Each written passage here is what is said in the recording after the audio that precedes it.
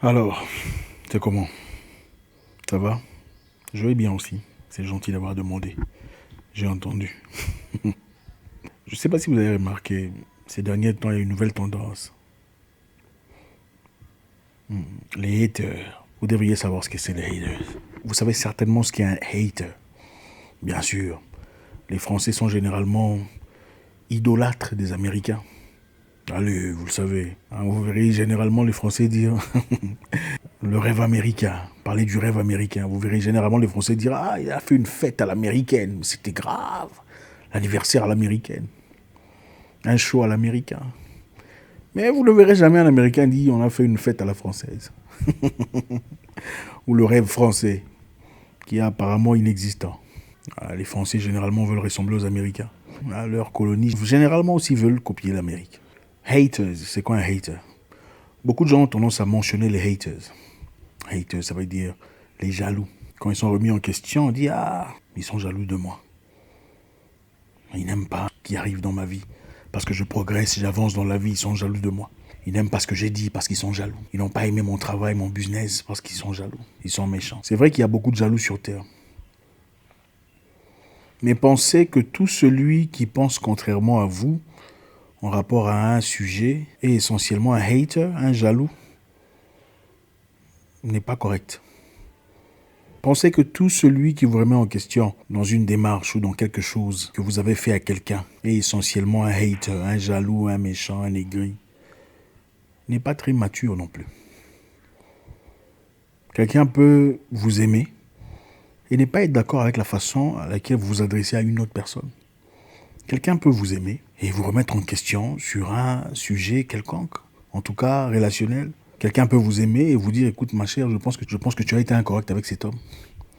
Pourtant il t'a aimé, il a été gentil avec toi, il a été bien avec toi, mais tu as profité de lui. Ça ne veut pas nécessairement dire que c'est un hater ou une jalouse ou une aigrie qui aurait voulu être à ta place. Quelqu'un peut t'aimer et te remettre en question et dire écoute, cette tendance n'est pas très bonne, tu es devenue orgueilleuse. Oui, tu as réussi, financièrement, tu sembles réussir, mais tu es devenue orgueilleuse. Ça ne veut pas nécessairement dire que c'est un hater, un jaloux, un méchant, un aigri. Quelqu'un peut penser que ton comportement a changé, que tu avais l'habitude d'être gentil avec les gens et depuis que quelque chose s'est passé dans ta vie, en tout cas sur le plan positif, généralement sur le plan financier, ton comportement a changé, sans nécessairement être faux ou aigri. C'est aussi ça la maturité. La maturité, c'est aussi savoir que quelquefois on peut avoir tort, quelquefois on peut être dans le négatif. Autant on se plaint, disant que voilà, on s'est servi de moi, on m'a manipulé, on a été méchant avec moi. Autant nous pouvons aussi manipuler les gens, ou profiter des gens, ou user des gens pour certains intérêts. Et tout celui qui vous remet en question sur ce sujet n'est pas nécessairement un hater. Quelqu'un peut vous aimer et ne pas aimer votre rythme politique, ou votre avis politique, ou votre opinion politique. Il n'est pas nécessairement un ennemi. La maturité, c'est aussi savoir, ok, pas d'accord avec ce que je pense. Ouais, sur le plan réflexion, c'est peut-être vrai. Mais ça ne change pas le fait que, bon, c'est quelqu'un qui ne me veut pas de mal. Donc, tout celui qui n'aime pas ce que vous faites, en tout cas quand c'est évident, n'est pas nécessairement un hater. On peut aimer quelqu'un et le remettre en question. Ça, c'est une capacité que beaucoup n'ont malheureusement pas. On peut aimer un pasteur et ne pas aimer ce qu'il fait ou ce qu'il a dit et avoir le courage de le lui dire. En tout cas de manière très respectueuse, avec toute la politesse possible, dire pasteur, je pense que là, vous vous êtes trompé. Oui. Et pour moi, je sais que beaucoup de personnes sont choquées. Ouh. Oui, et même un pasteur peut se tromper. Oui. C'est un humain. Si les Moïse dans la Bible se sont trompés et tout ça, là, un pasteur, c'est qui? On peut remettre en question un pasteur et dire je ne pense pas que ça, c'est biblique ou c'est... Peu importe votre religion. Je pense que là, tu as inséré tes émotions personnelles. Ça n'a rien à voir avec ce qui est écrit. Ce n'est pas nécessairement être impoli ou insolent ou haters, du moment que c'est fait correctement. C'est aussi ça, la maturité. Vous voyez, comme je le dis très souvent, on ne peut malheureusement pas parler de développement en Afrique sans parler de comportement. Les gens aiment trop parler d'argent. Ah, comment faire pour avoir l'argent? Ah, l'argent, tout ça, tout ça. Ah, investir. La vie ne tourne pas seulement autour de l'argent. C'est bien d'avoir de l'argent. Ça nous aide à payer la maison, payer les factures, payer le courant pour ceux qui payent le courant, payer l'eau, avoir une vie agréable, faciliter certaines choses. Mais la vie, ce n'est pas seulement l'argent. La vie est beaucoup plus l'expérience en général, l'expérience avec les humains. Écoutez, tout celui qui est contre ce que vous dites n'est pas nécessairement votre ennemi. Le problème, c'est ça. Nous, Africains, transformons en ennemi tout celui qui ne pense pas comme nous. Vous aimez le candidat A. Moi, j'aime le candidat B. On devient directement ennemi. Ah, s'il ne pense pas comme nous, en tout cas, c'est notre ennemi. Donc, il ne peut pas vouloir notre bien. Ce n'est pas ça. Peut-être que votre leader est un voleur. Et c'est prouvé. Tout le monde le sait. Hein? Clairement, scientifiquement, on peut prouver sur papier qu'il a volé l'argent de ça. Il a volé l'argent du barrage électrique. Il a corrompu les gens ici. Il a fait tuer les gens là-bas. Mais vous voulez qu'on l'aime seulement. Si on ne l'aime pas, ça veut dire que nous sommes méchants, nous sommes des aigris, des jaloux. Ce n'est pas de la maturité. La maturité, c'est aussi savoir séparer les choses principales des choses secondaires. Une différence d'opinion n'est peut-être pas une chose principale qui soit à la hauteur d'une séparation. Et tout celui qui vous remet en question n'est pas nécessairement un hater ou un jaloux ou un méchant, tout ça. La maturité, c'est aussi donner la chance à qui que ce soit, peu importe sa nature, son origine, de dire la vérité. Quand c'est la vérité. Malheureusement, vous verrez, quand quelqu'un dit la vérité, une certaine vérité qui choque, une vérité qui bouleverse et qui transforme. Mais quand ça vient d'une personne que vous n'aimez pas, vous faites semblant d'avoir pas entendu. Ça, c'est aussi de l'immaturité, de l'hypocrisie, the cowardice, la lâcheté. C'est ça la lâcheté. Vous verrez des gens, on vous dit, vous voyez une personne dans la vie, que vous condamnez pour telle ou telle chose, sans vraiment connaître sa réalité. On a tous tendance à faire ça, hein, en tout cas presque tous. Ah, celui-là, il paraît qu'elle a fait ça. D'ailleurs, tout ça, commence à commenter. Ah, c'est vrai, on a dit qu'on a fait ça. Elle est légère, elle est patati patata. Le monsieur là est un escroc, tout ça. Je vous avais dit, on fait des commentaires. On adore faire des commentaires quand c'est la vie des gens, même sur Internet, même quand on n'est pas certain. Mais combien, après avoir découvert la vérité, ont le courage de dire, frère ou sœur, j'ai été jugé trop vite, sans vraiment te connaître. Je te présente mes excuses. Combien sont capables de le faire? Très peu. Si pas personne. Les gens sont très rapides quand il faut juger, quand il faut condamner, accuser. Ah, tel a fait ça. Il a volé l'argent de l'église. Il a manipulé les gens. C'est une prostituée. C'est un menteur. C'est un manipulateur. Il a escroqué tout ça. Mais quand vous découvrez la vérité, après avoir jugé quelqu'un, combien ont le courage de dire, écoute, je suis vraiment désolé, j'ai été jugé hâtivement. J'ai fait des commentaires sur toi, j'ai dit des négativités à telle ou telle personne à ton propos, excuse-moi. Il faut être un homme avec un grand H pour le faire. Et très peu sont ces hommes. Parce que la majorité des humains que vous voyez sont des petits hommes, avec des petits esprits. Des petits esprits qui sont disposés à accuser, à bombarder, mais ils ne sont jamais là quand il faut recevoir. Quand c'est à leur tour, quand il faut être remis en question, ils ne peuvent pas tolérer, supporter ou encaisser. La maturité, c'est aussi écouter quelqu'un que vous n'aimez pas. On n'est pas obligé d'aimer tout le monde, hein, c'est pas ce que je dis. Je ne dis pas qu'il faut aimer tout le monde. Je ne suis pas pasteur, c'est pas ce que je dis. Si vous pouvez le faire, faites-le. C'est agréable, c'est recommandé. Mais comme il y a toujours des gens qu'on aime moins que certaines autres personnes, quand ces personnes font des exploits, soyons aussi zélés de réagir positivement si nous sommes zélés à réagir négativement à leur égard. Ça, c'est la grande maturité. Ah, ce monsieur-là avec qui vous ne parlez pas, sa femme fait un enfant ou une réussite officielle, dites félicitations. C'est aussi ça la maturité. Votre opposant réussit dans quelconque autre domaine qui est autre que votre course dans laquelle vous êtes impliqué. Ayez le courage de dire félicitations, en tout cas bon courage. C'est aussi ça la maturité. Vous savez ce que j'aime dans la boxe ou les sports de combat en général. Avant le combat, vous ne vous aimez pas, c'est chaud. Vous vous lancez des pics et tout le bazar. Vous entrez dans le ring, vous avez envie de vous.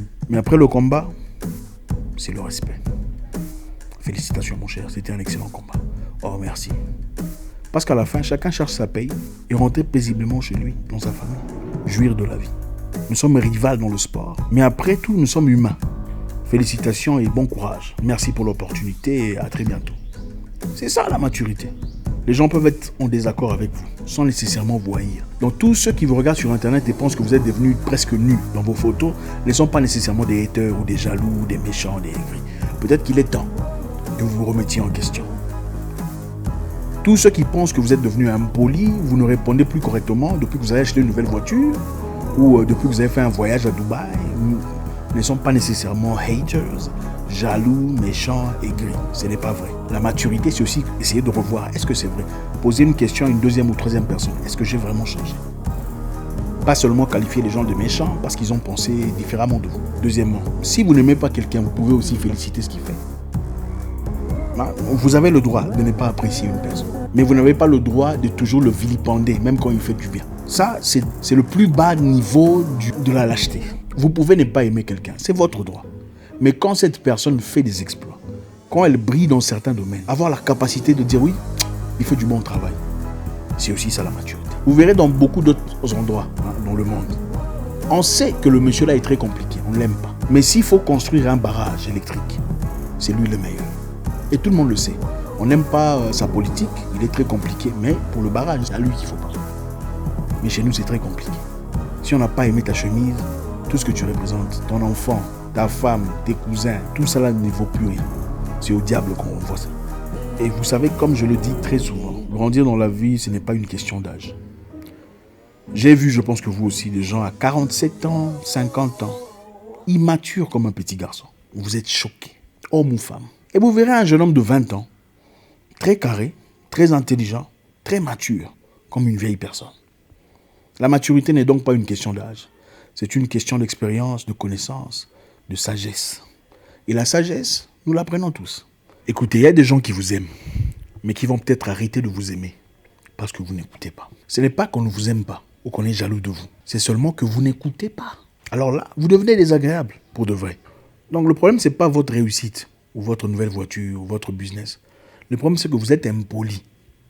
Et ça, c'est une réalité. Et l'accepter est une question de maturité. Parce que beaucoup de gens, quand ils changent de vie, changent de situation de vie et que les gens se retirent, pensent que ils sont nécessairement jaloux. Ce n'est pas tout à fait vrai. Ce n'est pas toujours vrai.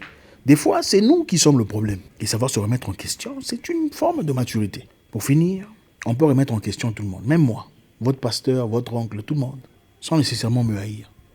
Mais bon, il y a aussi ceux qui haïssent, mais bon, ce n'est pas grave. On ne peut pas plaire à tout le monde. Mais la capacité de pouvoir gérer, de filtrer ça. Celui-là me veut du bien. Ou celui-là ne veut pas nécessairement du bien. Ou laisse-moi investiguer pour comprendre c'est quoi l'objectif final. Est une forme de maturité. Quand on vous dit gentiment que l'habit que vous avez mis sur la photo n'est pas peut-être agréable ou adéquat, ça ne veut pas nécessairement qu'on est haters, ou jaloux, ou méchants, ou aigris. Quelquefois, c'est pour vous dire seulement la vérité. Mais justement, vous le remarquerez dans la politesse et la forme. Il ne faut pas sauter, il ne faut pas directement conclure que c'est par méchanceté. Aimer quelqu'un, c'est aussi lui dire la vérité. En face. Ma chère, tu pues de la bouche. Qu'est-ce qui se passe? C'est ça, aimer quelqu'un. Quand on est un ami. C'est pas faire semblant, ça va, tout. Non. Aimer quelqu'un, c'est dire, ok, il t'a quitté, il est parti. Qu'est-ce qui s'est passé? Tu n'as rien fait. Bon. Tes aisselles, franchement, tes aisselles ne sentent pas bien. Hein. Tu étais comme ça avec lui. C'est aussi ça, aimer quelqu'un. Dire la vérité. C'est facile de dire, c'était un pervers narcissique. Vous savez, pervers narcissique, c'est le mot favori des frangolâtres. C'était un pervers narcissique. Aimer quelqu'un, c'est remettre la personne en question. Tu étais comment? Est-ce que tu sentais bon? Est-ce que tu faisais les bonnes choses? Est-ce que tu étais honnête? Aimer quelqu'un, ce n'est pas seulement être d'accord avec tout ce qu'il dit. Quand on aime quelqu'un, on n'est pas nécessairement d'accord tout le temps avec tout ce qu'il dit. Ce n'est pas ça l'amour. Parce que personne n'est parfait. L'amour, c'est aussi dire, mon cher, en tout cas dans la positivité, comme je l'ai dit précédemment. Vous le remarquerez dans le style de commentaire. Quand c'est pour le bien, c'est toujours entouré de bonheur et de positivité. Quand c'est pour le mal, il y a l'aigreur, il y a la méchanceté qui soigne, c'est clair. Aimer quelqu'un, c'est aussi lui dire la vérité. Une personne vient vous dire, moi et Gilbert, ça ne marche plus, depuis un moment, nous ne sommes plus amis, ou les choses ont changé. Aimer quelqu'un, c'est lui dire, est-ce que tu as été honnête avec lui? L'argent qu'il t'a prêté, est-ce que tu as remboursé? C'est aussi ça, aimer quelqu'un. Ça ne veut pas dire que tu es devenu jaloux ou aigri, ou tu as pris la part de Gilbert ou Victor. Dire la vérité aux gens, c'est ça, aimer les gens. Ce n'est pas seulement question de dire, oui, c'est vrai, il a beaucoup changé. La plupart des gens sont comme ça, vous qui regardez. Quand on vient vous parler d'une autre personne, elle a changé, vous dites, oui, moi aussi j'ai remarqué, mais là-bas, vous allez dire autre chose.